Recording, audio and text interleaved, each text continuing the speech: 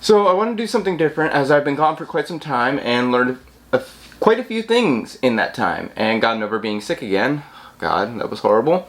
But regardless, I am excited to start doing what I like to call graphics card introductions. Graphics card introductions are where I show off cards that are in my collection or I've recently bought.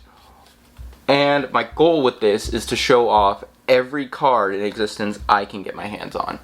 Or every card in existence that basically exists. Excluding like laptops and things like that. And you may think I'm crazy. I may as well be. I can't deny that.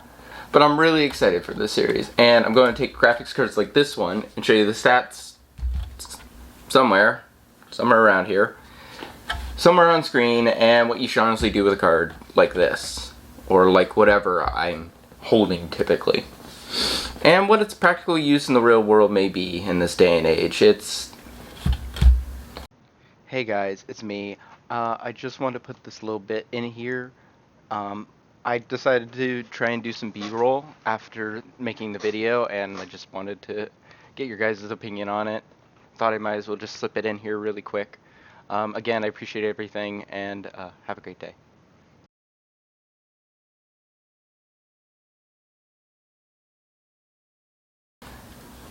What it is. Let's get into it. Right here in my hand is a special card that I came across quite a while ago and will never let go of. It's an HD 5830 that I have asked many of my computer friends about, and many of them who claim to be experts, and none of them could give me a proper answer on what this card is. And it's not a scam card. I've checked all chip numbers, everything's copacetic, everything's on the up and up. And from what I've gathered from my deep and personal research, this is an HD 5830 Diamond graphics card. And if you don't know what a Diamond card is, if you don't know what Diamond was, they were a company called Diamond Multimedia. And they were a company like Nvidia and ATI, yes, ATI, back in the day. They made their own graphics cards to actively compete with the two, and they were pretty major at one point or another. The FireGL cards that ATI made, like I think the FireGL 9000 or 6000, something like that, was developed by them. Which is crazy. I didn't even know that. They were originally developed by Diamond Multimedia, and later that team was purchased by ATI. Now, obviously, this card is not a Diamond's graphics card, or sorry. Now, this card is obviously not a Diamond graphics card, as it's using Radeon Graphics, which was developed by ATI. So at some point they started making third-party versions of their competitors' cards. I couldn't find any information on this. It seems like they only did this with ATI cards. I can't find any Nvidia cards made by Diamond. So I'm not sure what happened in that respect, but maybe they were just like, yo, hey, AMD's cooler. Now, a lot of things transpired for this company since its creation in 1982. In 1990, they merged with another graphics manufacturer I didn't even know about, called S3, who weren't doing so well at the time, and they were pretty major in the 2D and 3D graphics during 90s and early 2000s, which, again, really interesting. Though, after a lot of market failures, they changed directions and formed Sonic Blue, an interesting name. Again, I've never heard of any of these companies, and left the PC add-on market. Then Diamond Multimedia resurfaced in 2003 and bought by a company called Best Data. Again, another company I've never heard of. And actually, Diamond Multimedia has a site up to this day. I was looking it up and I came across the site and I was like, wow, this is shockingly modern. But they don't really sell anything. I think they do sell a couple third-party graphics cards and they sell monitor mounts. I don't know, it's interesting. But if you guys really want to get into the history of it and like learn more about this, I will leave a link to the article down below. That way everybody can learn about this, and see how really cool this is. I thought it was really cool. So this is a third-party card, as far as I know, developed by them. And again, if I'm all wrong, somebody post the right facts in the comments below. Thank you very much. This card, even for a third-party card, is special in itself because my guess is this card was an engineering sample. Engineering sample or prototype. This is not the consumer card, to my knowledge. My first clue that it was an engineering sample is if you try and look up this card specifically, all of them pictures come up with black shrouds. So my guess is the consumer version came up or was sold with a black shroud instead of a red shroud, which honestly I like the red shroud better. Sorry, I'm partial to it. And as well, they didn't have this weird sticker on the front displaying what the card was, or what the what model the card was, and how many gigs of VRAM it had. So that was interesting.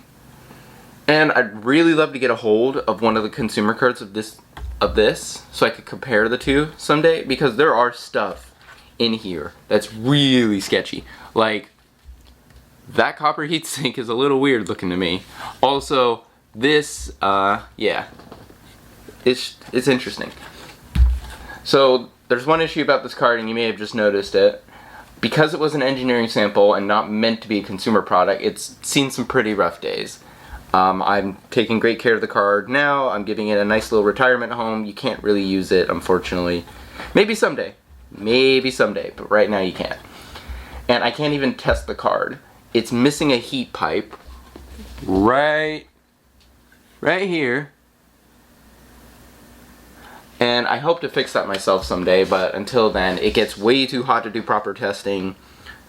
And I don't want to give you results to a card that is, or give you results to a card that's not performing properly.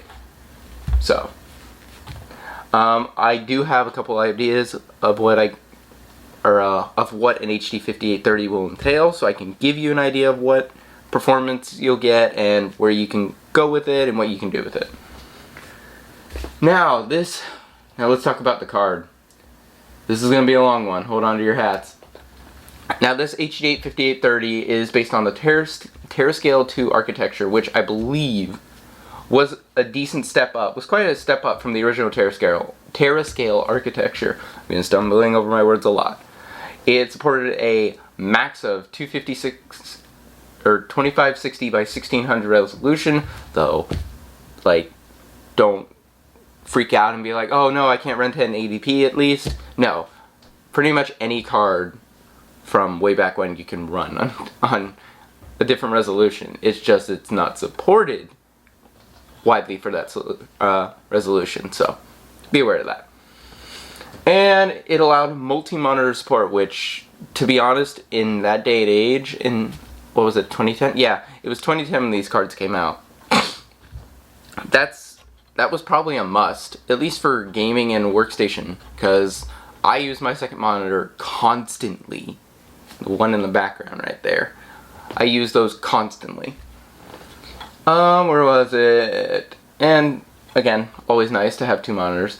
It's using a Cypress, I can never pronounce it right, that's why I wrote it down, graphics chip on the card, which, correct me if I'm wrong, was one of the later chips in that generation of developed cards, or in that chip lineup, I don't know. AMD does their chips weird compared to NVIDIA, at least to me. And I would hoping that having a later chip would give it a bit more of a punching kick than the ones in, oh, it's the chips using the TerraScale 2 architecture. I have it written down. Of course I do. Please, again, correct me if I'm wrong in the comments. I'm quite new to this. It has a 40 nanometer process, millimeter process. Has 1,120 cores. It has 1,120 shader units. Has a gig of GDDR5 and supports up to DirectX 11.2. It's also got a TDP of 175 watts, which compared to some of the other cards around that time is about average. The GTX 460 TDP was 160 and the GTX 580 TDP was 244. So it's just right smack dab in the middle there. And if I missed anything in all of that, please let me know. Again, I will correct myself next time. Unfortunately, this card was crushed later in the year by the popular GTX 460 and GTX 580. So it didn't have a long shelf life. It was released in February of the year and then got crushed in July. So it had a couple months of life and that was about it. NVIDIA destroyed it. But we'll cover those cards and all that some other day. When I get a hold of them, actually. As for testing, like I said, I couldn't test this card. The thermals would hinder the card's performance, and it would just provide an unrealistic result. And I don't want to give out those results and make you think, oh, this card is worse than what it actually is. And from my own experience, these cards in general are just made for very light gaming and just indie gaming, which you'll see a lot of that in these videos to come. But like I said, it's not completely useless. You can still get a little bit of life out of it for those purposes alone for maybe the next 1 to 3 years, and then it'd probably be time to upgrade. Even just for like 2 years, you'd probably want to upgrade if you get the chance. Now, as I said, I couldn't test the card itself, but what I did do is I grabbed my GTX 650 and I did a slight bit of testing with that. And from what I could say, from what it looked like on the statistics of both cards, the GTX 650 is actually 5% slower than the HD 5830, which is interesting. So you got like a 5% sort of like buffer there. And that could even be more so with this card. I don't know, because sometimes third-party cards will actually give you a slight bit of improved performance, which is interesting. So again, because I can't test this card, I don't know if maybe this could be 3 or 2% better than the base HD 5830s out there, which is interesting. Again, it could also be worse than the base HD 5830s out there. Again, I don't know. Hopefully someday when I get some thermal glue and bend a heat pipe, I can stick it in there and hope that I can get decent thermals. But for right now, this card gets way too hot. With missing one heat pipe alone. Imagine if it was missing all of them. I mean, you couldn't even boot it probably. And again, like I said, really can't use this card for much. You're going to see that trend with a lot of them. Interestingly enough, I did notice this after I wrote this script. Put my phone there. Oh boy, I'm hungry too. This card has a display port and an HDMI port, which you may think, oh, that's nothing special. Back in the day, for a 2010 card, at least to my knowledge, that's pretty nice I/O. So they were obviously trying to sell this as sort of like a more nicer card, not something like, oh hey, we made a card. So they were obviously trying to sell it for something, which again, interesting. So I thought I'd put that in there, but like I said, I personally love breathing life into these older cars and older hardware. Just give it a new meaning of life, and if I can't do that, then at least I can provide them a safe retirement or a place to retire, because it's much better than the alternative of them ending up in a waste dump or broken down, never to have their history shown online, which is crazy to me, or left to rot in a dumpster. I genuinely feel bad when I see hardware like that abused and left to rot. It really hurts my soul. But anyways, oh right, before I go, even though I will put it on screen, I did do a benchmark with the GTX 650. So we got a FPS score of 26, an average of 26 frames, which again, that could go up to 30 or go a little bit below with this card. You don't know. I don't know. The minimum was 12, but the maximum was 57. So again, those minimums and maximums will go up, or go, actually no, this will all go up because still the base 5830 is 5% faster. So no, you'll get 60 FPS max, and then you'll get about 15 minimum, then your average will be 30. And the score on this one was 665 for the GTX 650.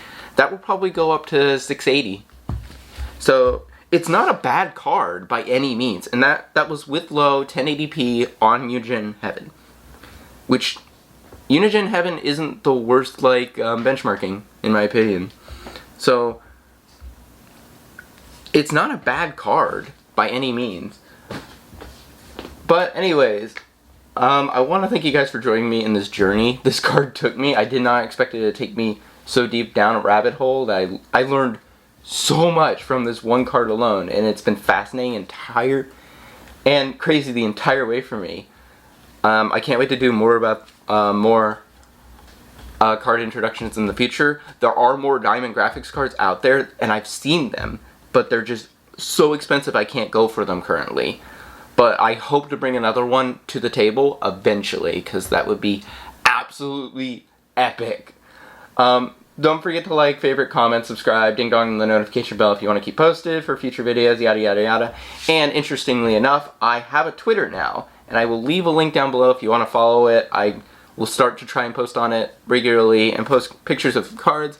I just took actually a picture of all my spare graphics cards that I have in my whatchamacallit, in my storage, as well as all of my spare CPUs in my storage. But anyways, and you know, just when I thought I was about to get through a video with no problems at all with the camera, it stopped right in the middle of the outro. So anyways, finish it up. Thank you guys so much for watching. I will see you next time.